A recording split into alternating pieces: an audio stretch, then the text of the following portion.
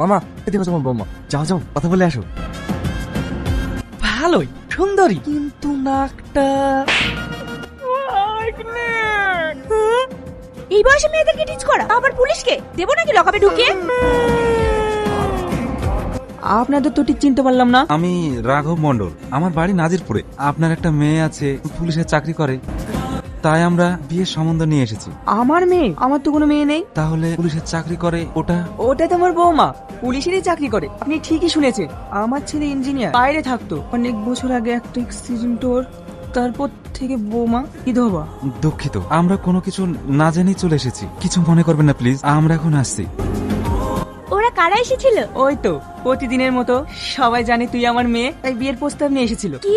দেখ মা, তোকে একটু কথা বলি। কাজের মারা যাওয়ার 4 বছর হয়ে গেল, তুই ওর স্মৃতি আঁকড়ে ধরে আর এইভাবে কতদিন বাঁচবি? তাই বলছি তুই এবারে বিয়ে করে নতুন করে জীবন শুরু কর মা। আমি তোমাদের কাছে বোঝা হয়ে গেছি বলো। এ তুই কি বলছিস? বাবার কাছে মেয়ে কখনো বোঝা হয়? তাহলে তোমরা বারবার আমার বিয়ের কথা কেন বলছো? তোমরা তো ভালো করেই জানো আমি বিয়ে করতে চাই না। হয় তোমাদের, তোমরা যাই বলো, দয়া করে আমার আর বিয়ের কথা বলো না। ইয়াদব কোথাকার, তোদের তো না আমাকে কথা ব্যবহার হতে হবে। আর তুমি পৃথিবীতে আর কোনো মেয়ে ছিল না?